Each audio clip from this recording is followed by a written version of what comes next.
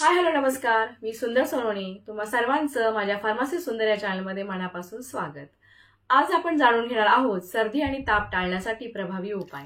हिवाळ्यात आणि हवामान बदलाच्या काळात सर्दी ताप सामान्य असतो, पण योग्य काळजी घेतली तर आपण तो टाळू शकतो. चला तर मग सुरुवात करूया.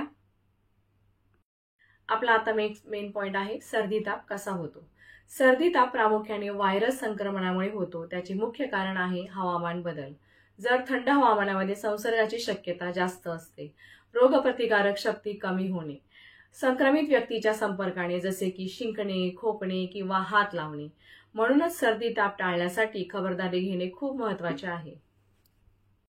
चला तर मग पाहूया सर्दी ताप टाळण्यासाठी कोणती खबरदारी घ्यावी. सर्दी ताप टाळण्यासाठी तुम्ही सोप्या गोष्टींचे पालन करू शकता, जसे की हात स्वच्छ धुणे, प्रत्येक वेळेस साबणाने हात स्वच्छ धुवा आणि सॅनिटायझर वापरा.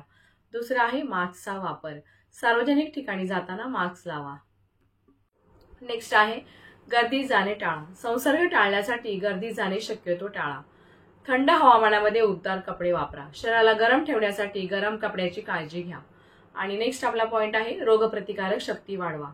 पोषक आहार, नियमित व्यायाम आणि पुरेशी झोप घ्या. सर्दी ताप टाळण्यासाठी घरगुती उपाय पाहूया. जर सर्दीचा त्रास टाळायचा असेल तर आपल्याला पुढील घरगुती उपाय अवश्य वापरावे लागतील, जसे की गरम पाणी प्या. गरम पाण्यामुळे घसा मोकळा राहतो आणि संसर्ग कमी होतो. दुसरा आहे तुळशीचा काढा. 5 ते 6 तुळशीची पाने, आलं आणि लवंग उकळून तयार केलेला काढा प्या. पुढचा उपाय आहे हळदीचे दूध. रात्री झोपण्यापूर्वी गरम दुधामध्ये हळद टाकून प्या. त्याच्यानंतर नेक्स्ट पॉइंट आहे मध आणि आलं.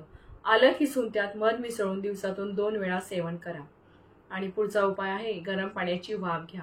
नाक बंद झाले असेल तर हा उपाय खूप उपयोगी आहे. नेक्स्ट पॉइंट आहे आपला लसीकरण. सर्दी आणि ताप टाळण्यासाठी फ्लू लसीकरण करणे खूप महत्त्वाचे आहे.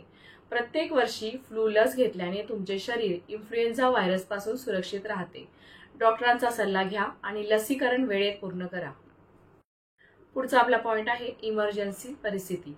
म्हणजे जर तुम्हाला सर्दी तापावरील खालील लक्षणे दिसत असेल तर त्वरित डॉक्टरांचा सल्ला घ्या, जसे की सतत उच्च ताप, श्वसनाचा त्रास, छातीत दुखणे किंवा दडपण, 7 दिवसापेक्षा जास्त सर्दी टिकल्यास.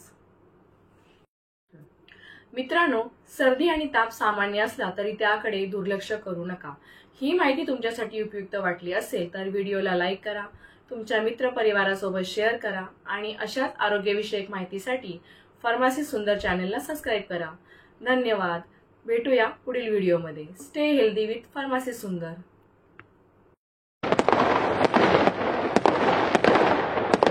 Happy New Year!